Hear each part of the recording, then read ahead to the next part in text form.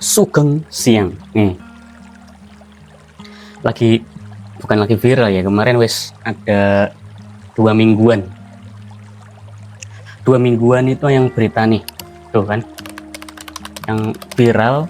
Jadi pasien BPJS ya kan, di akhir-akhir minggu terakhir Juli itu katanya sakit, terus nunggu kamarnya lama, jadi datang ke IGD nunggu kamarnya lama, di sharing ke media sosial, nggak salah itu thread atau IG.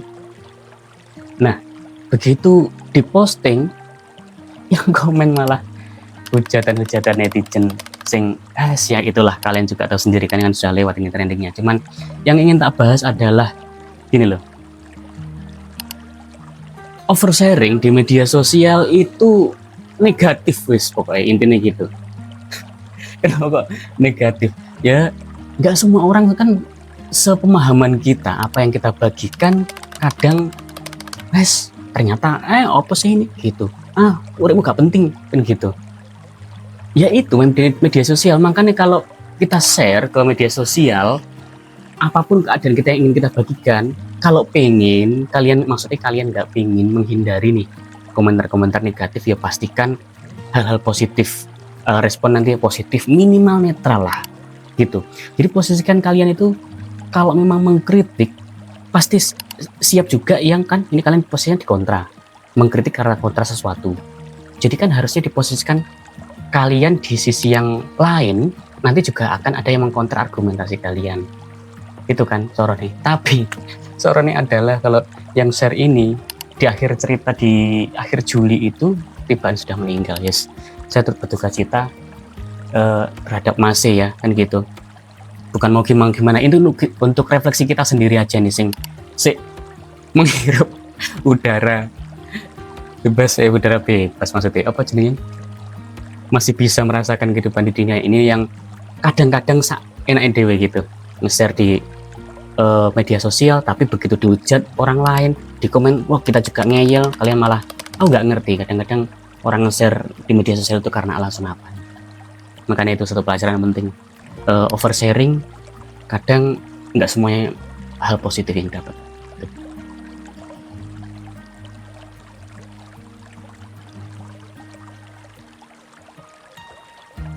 Nah ini, dan juga berikutnya tentang respon netizen ini kita bahas.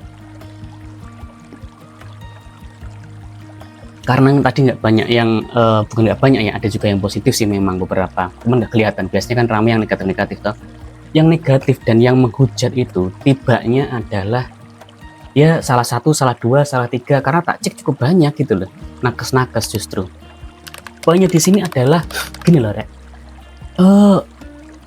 kalian menghujat itu boleh, tapi begitu dibuka profilmu, kalian tuh membawa instansi kalian, kesehatan ini gitu. Kalau memang kalian mau menghujat sesuai unek-unek kalian, ya jangan bawa instansimu, jangan dibawa nih backgroundmu, bajumu nih jangan dibawa nih di profilmu secara pribadi kan gitu.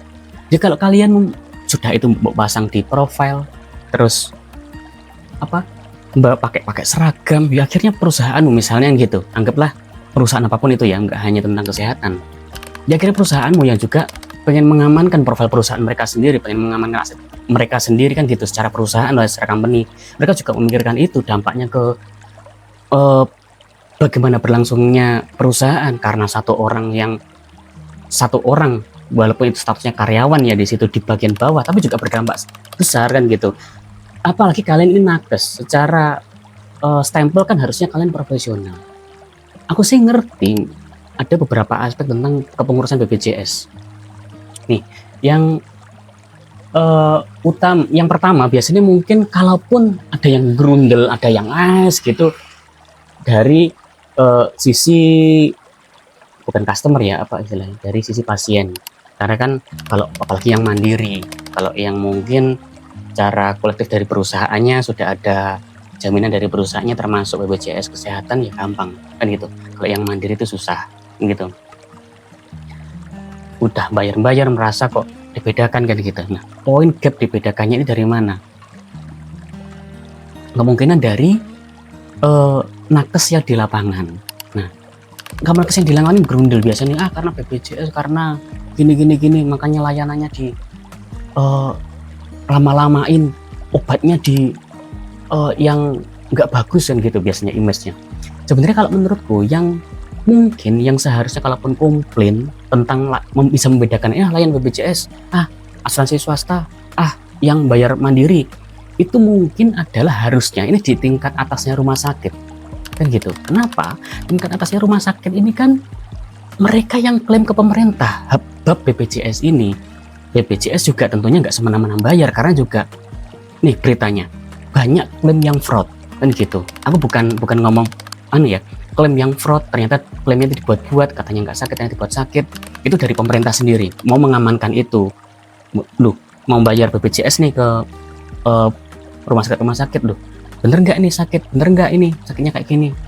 Ini cuma biar rumah sakit pendapatannya naik, atau mungkin dari rumah sakit nih udah ditumpuk karena rumah sakit karena pemerintah ini skeptis, bener nggak? Nah, mereka akhirnya saling dorong-dorongan, adu argumen di situ. Nah, ini yang di atas sih sebenarnya, tugas yang di atas itu wajar dan harusnya memang seperti itu, karena harus saling yang rumah sakit harus mengklaim untuk tetap menjalankan pelayanannya. Pihak BPJS dari sisi pemerintah juga harus mengamankan, bener nggak ini orang-orang ini sakit, nanti jangan-jangan kan gitu. Makanya mereka harus tetap mengamankan. Terus kalau yang di bawah-bawah nih, nakes-nakesnya nih, kemungkinan hal seperti itu pasti bukan tentang BPJS atau mungkin asuransi swasta atau mandiri, bukan. Poinnya adalah mungkin karena ada stereotip ya, ada pandangan bahwa pasien BPJS itu kandan-kandanannya angel. Itu juga aku kemarin juga nemu yang dari dokter Gia ya kan gitu, katanya pasien BPJS itu kandan-kandanannya angel. Makanya begitu ada pasien seret BPJS, wah iki angel, udah gitu stempelnya.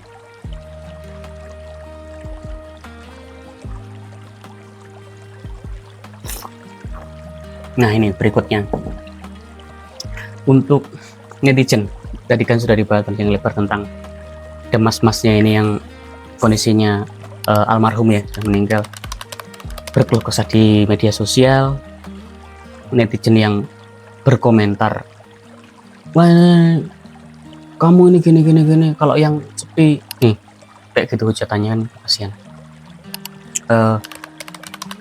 Negatif semua. Bahkan gini loh, kalau memang kalian mau berkomentar negatif, mungkin lebih ke mengkritik ya, jangan ke personalnya misalnya, karena memang dia seperti itu. Bukan, kalian menyamakan bahwa mengomentari itu seperti di posisi kalian ya. Kalau posisi kalian bisa tahu gampang, oh aku ada ini. Kalian nggak tahu di posisi dia ada nggak seperti itu, nggak ada ini, nggak ada ini. Oke lah, anggaplah karena ternyata dia katanya MC udah punya duit sembarang kalir, tapi dia nggak pernah selama ini nggak pernah sakit, nggak pernah periksa, kan itu kalian yang nggak tahu. Dan nggak tahu langkah-langkah kalian memang harus nunggu dan memang berkeluh kesah. Harusnya kalian mungkin berkomentar, oh iya mas, memang gitu nunggu itu. Atau mungkin nih yang nakes yang ikut kemarin menghujat akhirnya kan juga selesai di perusahaannya, oh iya mas, memang kalau yang kamar kelas yang bawah itu banyak yang pakai, banyak yang ngantri, karena banyak juga yang klaim BPJS dari masyarakat, makanya harus nunggu. Makanya dipersilakan kalau mungkin mau upgrade kamar ya silakan, tapi memang bayar secara mandiri mungkin bisa ditambah loh. Itu aja fleksibel loh sebenarnya. Daripada kalian nunggu di situ, ya sudah, mungkin ada yang mau nambah kan gitu. Misalnya nih dari netizen, cara berkomentar kan harusnya seperti itu. Jadi secara garis besarnya itu sistemnya gitu loh yang dikritik, bukan secara personal. Kasihan loh. Itu pun kalau yang mungkin dia nggak mampu dan memang belum tahu, ya apa nek yang memang benar-benar nggak tahu nih, mungkin secara intelektual kurang terdidik, nggak ada akses mungkin karena memang dia nggak ada duit, cuman posting. Tapi kalian menyamakan dengan kondisi kalian yang bayaran UMR plus 2 digit bahkan, tapi kalian menyamakan kondisi itu bahwa lu kamu itu ya makanya harus sekolah ini, lu dia aja akses sekolah nggak ada, kalian malah cuman modal hujatan ya gimana kan gitu kan. Kasihan hal kayak gitu. Harusnya kan dipikir. Oke, garis besarnya di sini adalah jangan hujat secara personal, hujat sistemnya, hujat yang dia bahas tuh apa poin-poinnya gitu. Jangan bahas orangnya, tapi hal yang dia bahas. Kayak misalnya gini, ini mau lekat aja, angkat tangan nih. Kalian kemarin nih komentar negatif sama malaikat rokep, udah mau nyeret nih amal-amal kalian. Loh kok komentarmu gitu? Di stop nyeret amal kalian yang baik itu di stop. Malaikat atlet yang nyeret amal buruk. Nah, amal buruk nih, kalian mau komentar negatif nih. Kita balikin kita. Kalian mau komentar negatif nih. Lu bareng ngerti orangnya meninggal. Catat dewe. Aku tobat nyeret amal burukmu. Malaikat atlet aja sudah tobat nyeret amal burukmu, kalau kayak gitu kelakuanmu itu sudah. Makanya yang dibahas itu sekali lagi konteksnya apa, jangan bahas secara personal, itu poinnya. Kalau mau yang diskusi, coba komen di bawah, kita diskusikan bareng-bareng tentang hal ini, bukan tentang wes sudah berhenti viral, enggak, tapi untuk refleksi kita sendiri ke depannya gimana bermedia sosialnya. Oke.